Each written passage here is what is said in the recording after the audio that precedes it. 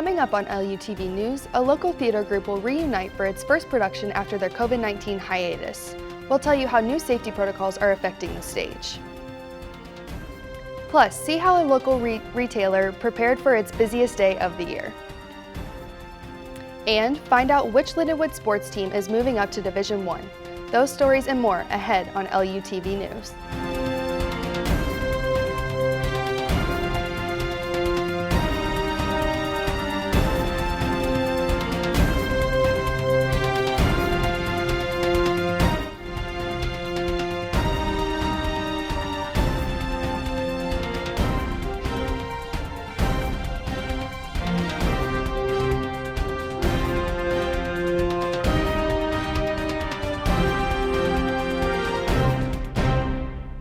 Welcome to this edition of LUTV News. I'm Jordan Deacon.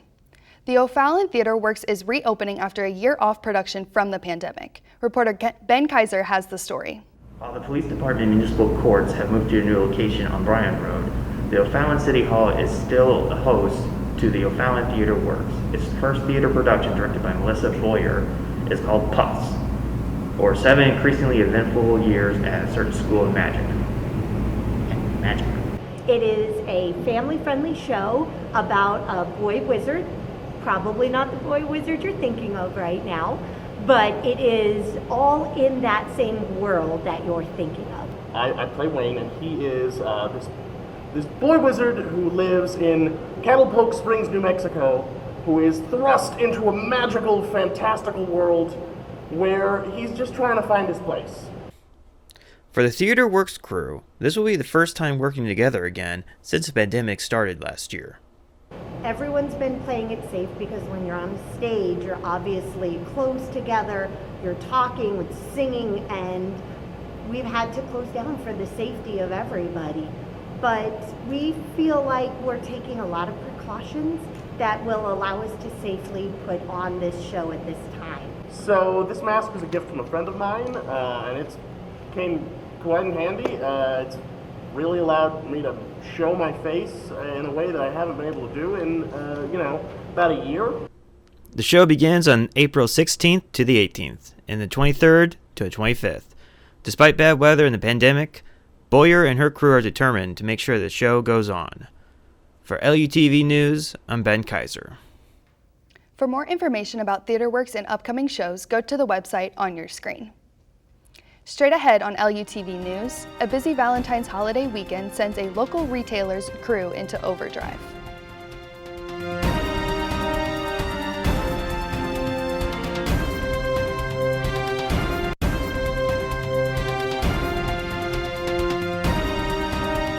Risk for coronavirus. People over 65, people with underlying medical conditions like heart disease, chronic lung disease, asthma, diabetes, people undergoing cancer treatment, and people with weakened immune systems. What should you do if you or a loved one is at higher risk? Avoid close contact with people, avoid crowds, stay home if you can, wash your hands frequently, learn more ways to protect yourself and others at coronavirus.gov.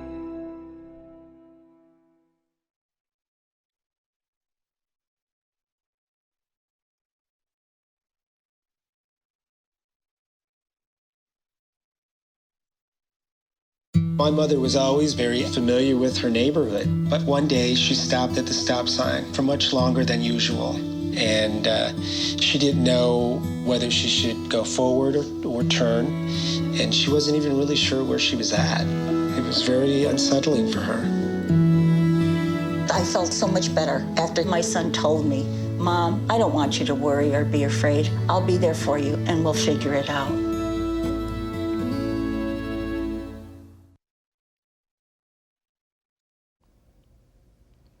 Valentine's Day is one of the biggest holidays of the year. A local edible arrangements franchise prepares for its busiest day of the year. Reporter David Bradford has the story.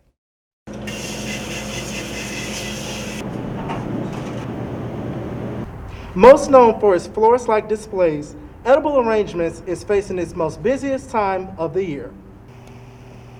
According to thebalance.com, in 2020, consumers spent nearly $27 billion on Valentine's Day alone.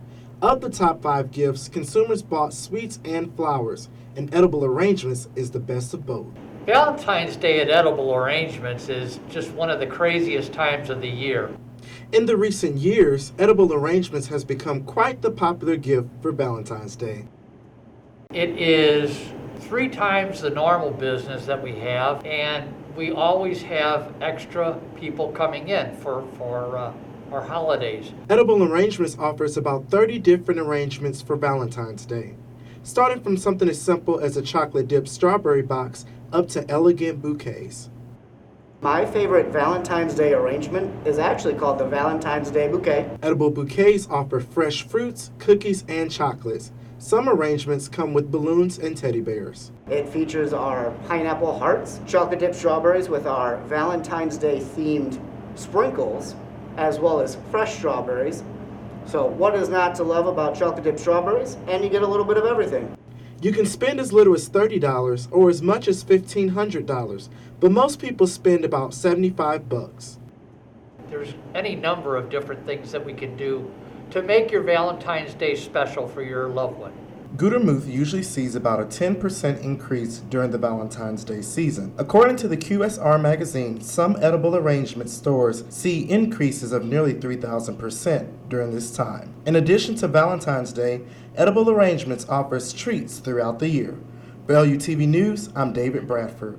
For more information on edible arrangements, visit ediblearrangements.com. COVID has been very hard on everyone and has taken a lot from us, especially from the comfort of our family. But how has that affected someone who is a whole country away from their family? Reporter Justin Gonzalez has the story. Luis Ramos is a student athlete at Lindenwood University, and he's came by way of Mexico. While he takes pride of where he is from, he also has a family aspect to his life. While that has taken a huge hit due to the coronavirus pandemic. I'm from Mexico City, and ever since I was very young, I've been very close to them. And more or less what I always wanted for me is just to do the best that I can at whatever I was doing. Even though he has had a very close connection with his family, he does have concerns about how the coronavirus will affect him after being far away from his family. And it was just very, very challenging to see everything going on in the news and all the pain that a lot of people is going through, and just having that distance with them. On top of that, it was definitely challenging.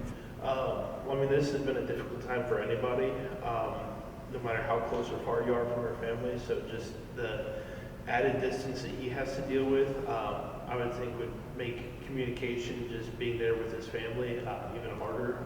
While COVID is still affecting his nation very hard, he does realize that he does have a big goal that he wants to reach. Also be an example for my family, for my friends, and for other players back home, that they can see that you can actually accomplish whatever you want to if you're willing to work hard enough for it. It seems like one of those guys where it's just what he loves to do is just go out there and grind, and you can just see that he's driven and very motivated. So it's pretty cool to see him work towards his goals and get better. We can all take a lot away from Luis's story when it comes to having to sacrifice some of your closest things to chase after a bigger goal for yourself and potentially influence those around you. I'm Justin Gonzalez, LUTV News. Coming up, another Lindenwood sports team will hit the ice at the Division I level. We'll have the details when we return.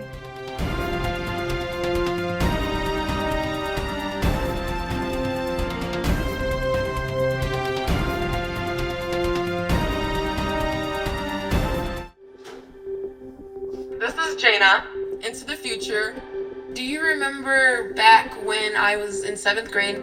Anything that I would do, she would make fun of me. She would laugh at me. She would talk to her friends and whisper. I grew up to be more independent and love myself and just be a little bit more confident. Aw, I'm like a little tearing up right now.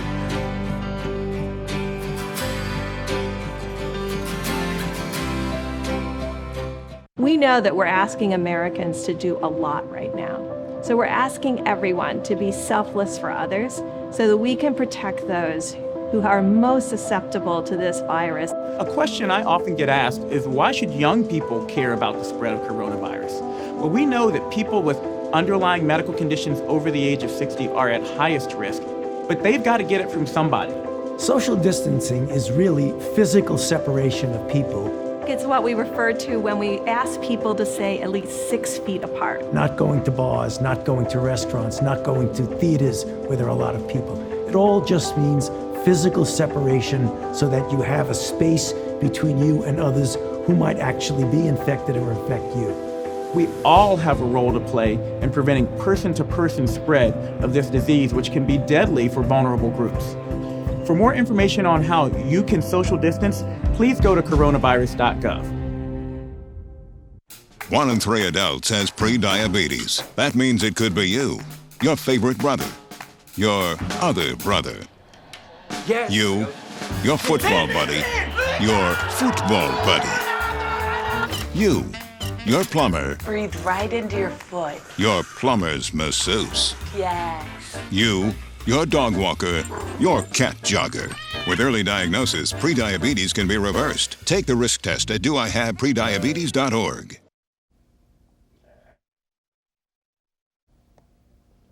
Lindenwood University's hockey team is moving up in the college sports world.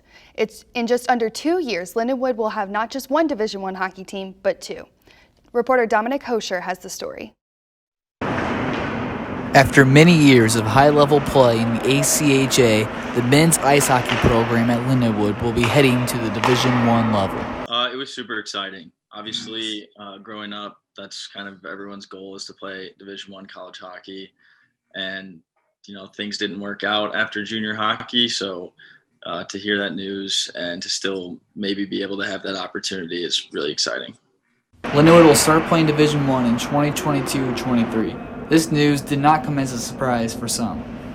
Yeah, I definitely could see it coming starting my sophomore year for sure. That's when it really hit me that it could possibly be a thing. And then I remember last year, some of the guys talking about it, us talking with coaching staff a little bit about like kind of pushing it. Heard some things that it might happen. So that was like the first time I really got like, maybe that is going to happen. The men's team will be joining the women's team at this level. Both will be playing in their game at the Centene Community Ice Center. Willis believes both this facility and the Lions roster are Division I caliber. You have incredible talent for a club hockey team. All of our guys are Division I talent players. So, and as far as the facilities or the coaching staff, they put us in a great situation to be successful. Mitchell sees many things coming out of this move, including more attention on the program and the players. I think the positives coming for us, there's going to be more eyes on us, more exposure. Guys trying to play after college, I think there's going to be more exposure for that. For more information about the Lindenwood hockey team moving up to Division I, you can go to lindenlink.com or the Lindenwood Athletics website. Dominic Hosher, LUTV News. Lindenwood University is full of different avenues that study that create many opportunities for its students. Artists at the school are known for sharing their passion on campus. I had a chance to sit down with one local artist, Joe Taylor.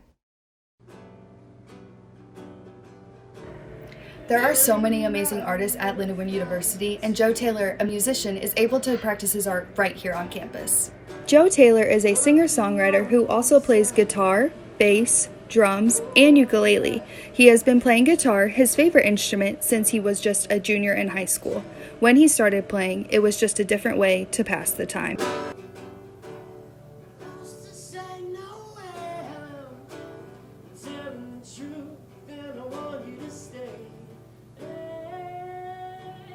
Although Joe's studies no longer include music at Lindenwood, Joe and his friends turned his entire campus house basement into a practice set.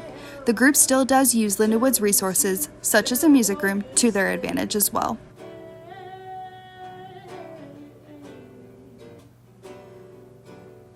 Joe's hard work and dedication has led him to be able to record his own song. He currently has one song released on Spotify called Planting Seeds. Pursuing a solo career is the ultimate goal for him, but may take some time. When asking if Joe was hoping to continue to release music, he said,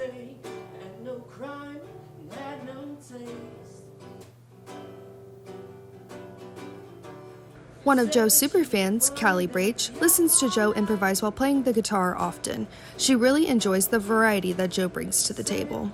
I would say that my favorite part is what he does with the guitar. I think it's always really cool and intricate, and every song is different.